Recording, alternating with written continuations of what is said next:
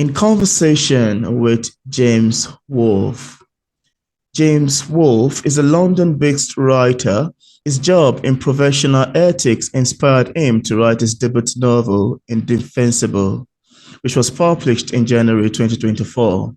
His second novel, The Company She Keeps, will be released in May 2024. Around 30 of his short stories have appeared in magazines and books, including four in the long-standing art magazine Ambit.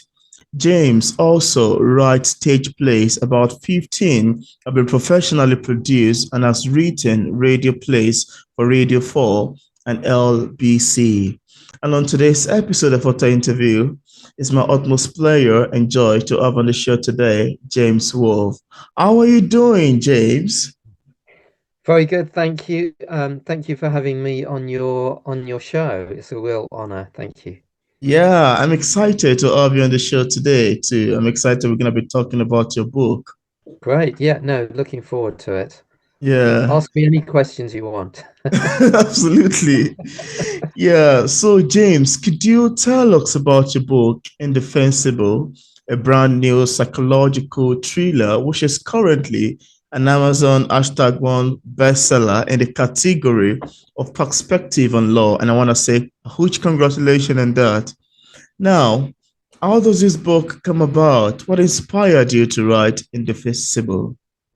Well, I have worked in the law for I see. 20 years or so in the UK. I'm not a lawyer, but I work in professional ethics. So I've Oh, advised lawyers on their code of conduct and so forth. So I wanted to mm, write a book about something that I knew really well. So my story is about a barrister who becomes too close to a man he defended in a murder trial. This is the book cover, by the way. oh, Um, beautiful. so my main character is called Daniel, and he gets a man off a murder in a big trial in London.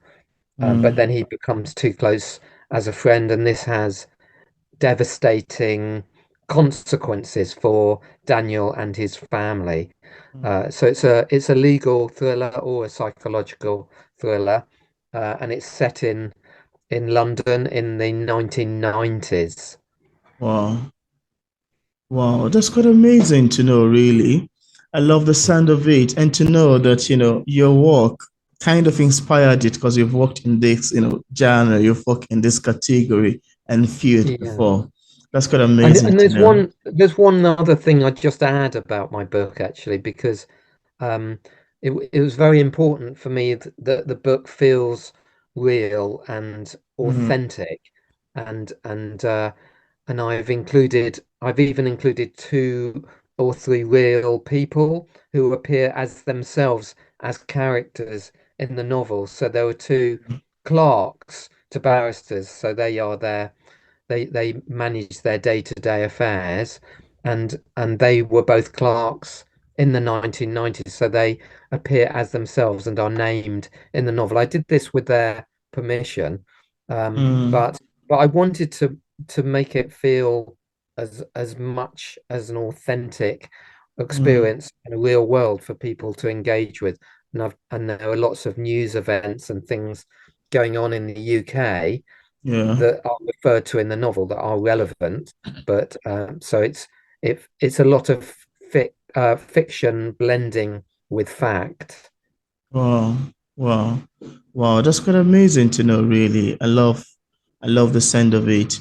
And now, for readers who haven't read the book yet, and of course, without giving much information away, could we have a sneak of what we'd expect in terms of themes picking up Indefensible? Mm. Well, um, it's very much around doing the right or the wrong thing in terms of uh, your professional conduct, but Mm, also how people behave in public and to each other. So the title is indefensible, and that could actually be applied to several characters in the book. And wow. and as I've hinted, the main character breaches a professional code, if you like, by becoming too close to his ex-client. So Mm, so it's very much about doing the right thing or doing the wrong thing, and the repercussions if you if you cross a line in your professional work. wow. And in my main character's case, the repercussions are pretty devastating. Wow. That's quite lovely to know. I love the sound of it.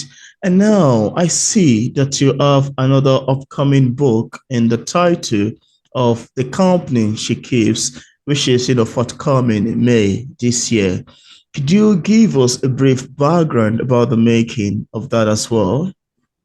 Sure. So the company she keeps, and I should just point out, actually, it's a small thing, but since I told you about this book, the date has been put back to July, but it's Oh, coming with the okay. same publisher, but it's actually now, I think, the 1st of July. All right So then. the company she keeps is another psychological thriller, and it's Mm. set in Yorkshire, and it follows a businesswoman who owns a brewery, so they make beer, and she gets into a dangerous personal situation Oh, herself. And in the background, um, it's a very terrifying time in Yorkshire because there's a mass murderer on the mm. loose, and that again is based on a real historic character who was active in the 1970s, late in Yorkshire and elsewhere in England. So Oh, again, it blends fiction and fact, and there are certain real people again who appear in my book. wow, Um, yeah. wow. So yeah, that's going to come out in July, and I was very happy that my publisher has already sold the audio rights Oh, for that book. interesting, interesting. I love the sound of it, and I hope that that goes on successfully once it's up. And Thank you. now, James, there's this question that I love asking authors that come on my show. I've always been fascinated about how authors, especially novelists like yourself, craft long sentences and bring words together in a way that it eventually makes a great novel. This sometimes leave me thinking about how exactly they got their inspiration and ideas. Now, as far as writing is concerned, I would also love to ask you, how do you get your inspiration and ideas? Where did they come from? Yeah, well, that's it's a difficult question for writers to answer sometimes because I think inspiration can come in many different ways. Mm, But sometimes there's a situation you encounter in your life, and then you ask yourself, what would have happened if something slightly different had happened? Um, so often I might read a news story and again um, ask myself, you know, is is there something I can use here as a writer? If something really interests me in the news or that I hear about in my life, I mm, often feel the need to sort of fictionalize it or tell the story in a slightly different way. Um, but I'm also interested in your point about sentences and how one yeah. constructs sentences, because I think sometimes the sentences that are the easiest to read and that just flow off the page are often the ones that have not been the easiest to write, that the Hmm. writer has sweated over them and cut out Yeah. anything that is remotely extraneous from the sentence, Absolutely. and really pared it down to its essence. Because I think perhaps the biggest problem, or easiest failing that people get into when writing is just Mm, to overwrite everything and to put absolutely everything in, when writing is very often a process of just cutting stuff down and not yeah. um not leaving all those extra words in. I sometimes read something and I say that needs a good haircut. Yeah, when when Yeah, you just feel like there's something good there, but there's so much extra stuff that needs to yeah, be cut away. Um, yeah. Wow, that's quite lovely to know. It's nice to know how you come about with your inspiration and ideas. So thank you for sharing. And no, now, not James, could you tell us what publishing is like for a published author like yourself? Are there any challenges you've encountered ever since it got published? um, well, I'm quite new to being a published novelist because my book only came out on the 5th of January. Oh, Um, but I mean, what I've discovered so far is that um, I've spent a huge amount of time promoting my book through social media and doing interviews and articles around mm, it. And I think for me, the biggest challenge, because I work full time, is is to promote the book, but also find time to carry on writing the next one. I don't think I'm alone in this, but I think once you are published, you are expected by the publisher to really put a lot of effort into promoting your book, and then it's juggling everything and finding the time to actually think, how am I going to absolutely. write the next one as well as all this work? Yeah. So I think for me the difficulties have been more logistical. Um, I mean, I'm absolutely delighted in how the book has been received and Mm, how well it's been selling and reception. Um, but it's but I've been very short of time since the publication date. wow, that's quite lovely to know. That's really amazing to know. Now, James, as a published author, what sort of advice do you have for other writers who are still struggling with publishing a book? And also, I understand that you have a competition going to win a free barista teddy bear and a Yeah, signed copy of the book and an indefensible mug. Could you tell us about that too? sure. So in terms of advice for writers, I would say don't don't start writing a project too early. Really think everything through before, especially if it's a novel. For me, Mm, um, it can be a mistake to start writing before you've properly considered what you're going to write. But mm, also at the other end of the process, when you think you've finished, mm, share your work with friends, maybe a professional reader, get lots of people to feedback, mm. and don't submit too early because I think it's so tempting to think, oh, I finished this, but I just want it out of the way. I just want to send it off. And Yeah. actually you may still be quite a long way from Mm, completing it. So put the book down, leave it a few weeks, read it again after you've got some distance from it, yeah. get other people to read it at the same time, take on board feedback, not necessarily everything that people say, but if you hear the same comment 3 or 4 times, Yeah. then I think you can start to give it the weight it deserves. Mm, Um, so I would say don't start too early and and make sure your book is properly completed before you send it out interesting. because in my experience, editors and agents, Yeah. they're good at spotting good things, but they're not necessarily great at spotting the things that aren't fully developed, Mm, but could be developed. Um, wow. so in terms of my competition, Yeah. um, I put it on all my social media channels. You can search me on Twitter Oh, and Facebook and Instagram. So it's a free signed copy of my book and and a mug. But the most exciting beautiful. part of this is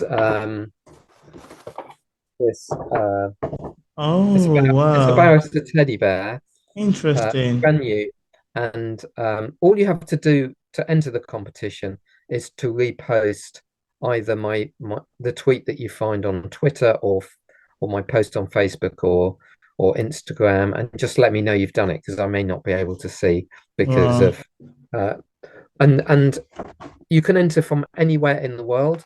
I've got Oh, I think I've got a good number of entries already, but less wow. than 100. But coming up to 100 have entered so far. Wow. But yeah, so you can enter anywhere, and I will sign the book and send you the book and the teddy and the mug for the person who's picked out of the hat. So that's That's am my competition. that's amazing. I think I should go and enter for the competition too. Yes, you'd be very welcome to. That's really amazing, Yeah, really. It's yeah. it's an amazing one. That's an And amazing then if way, you win, actually. you can have your teddy on the bookshelf behind, and people will Oh, know. I did send it absolutely. to That would make a very nice and beautiful view. That's very lovely. And now, James, would you like to read a short section of your book to Yeah, the audience? It could be a favorite page, a favorite line, or maybe yeah. paragraph. Can I read one page? Is that okay? That's okay. Absolutely. Yeah. So the bit I'm going to read is very early in the book. It's chapter two, and the main character is called Daniel. He's a barrister, and he's visiting his his ex-wife, but he is hoping to have a reconciliation with his Mm. wife. So he's going round with the intention of being very friendly. He's got some medicine for her because she's got a cold, Oh, and he but he wants to invite her for a coffee, and maybe get back together with her. okay. He pressed the bell and waited. A minute passed, so he rang again, and eventually the door was opened by a man with short, sandy hair and a moustache. Ridiculously, he was wearing Sally's silk dressing gown. Daniel felt himself shrinking on the doorstep. It was as if he'd had the air sucked out of him by a powerful extractor fan. Oh, the man said, hello. Why else would he be wearing Sally's dressing gown if he hadn't been naked in her room in the first place? Daniel might even have interrupted something intimate. Attempting to sound normal, he said, I'm Daniel. Hello, Daniel, I'm Stuart. Although he seemed amiable enough, Daniel found himself disliking this man intensely. Wow. Sally's in bed dozing, Stuart continued in his Geordie accent. Daniel nodded, hoping at least this was true. I brought her this. He produced the Beecham's powders he just picked up in the newsagent. Mm. He'd also bought a box of Maltesers, but he wasn't about to hand that over too. Annoyingly, Stuart let out a high-pitched cackle. We've a ton of that stuff. He took the medicine away, carelessly dropping it on the hall table behind him, the Mm. table that Daniel and Sally had chosen from a craft shop in Stoke Newington. And are they for Sally too? Stuart had spotted the Maltesers Daniel was holding in his other hand. Yes, Uh, if she'd like them. I'm certain she'd like them. Daniel handed over the box. I'll leave it there actually, but the guy does that start to he opens the Maltesers and starts to eat them in oh, front of Daniel. So it gets worse for Daniel. But it's just a very short extract wow. from early on. Yeah, that's quite amazing, really. I love the few description of who Daniel is, and I'm curious. I don't know, is Daniel the protagonist in the book? Yeah, Daniel is the protagonist. Yes, Oh, he's a barrister, and he's just about 40 years old, and he gets the biggest case of his career, which is defending this guy who's accused of murder, mm. and it's a yeah, a huge case for him, and a big break when he gets it, a big career break for him. Yeah, that's amazing. And James, in case we have some viewers who are currently watching this interview, I would love to get a copy of Indefensible. On what platform is it available on for purchase?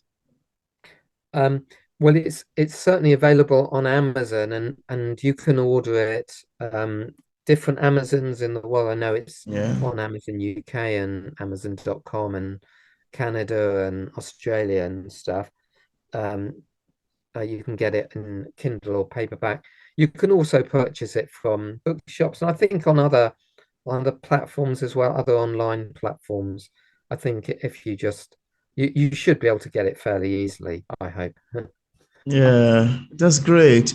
And I left a link in the discussion part of this interview where interested viewers can get a copy of James Wolfe's books directly on Amazon and also on other platforms. So thank you so much, James, for accepting the invitation to be featured on P English Literature. It's awesome having this conversation with you. Thank you so much. It's been an absolute pleasure chatting with you, Yeah, and thank you to all your viewers and listeners for spending this time with us. absolutely. It's my pleasure as well.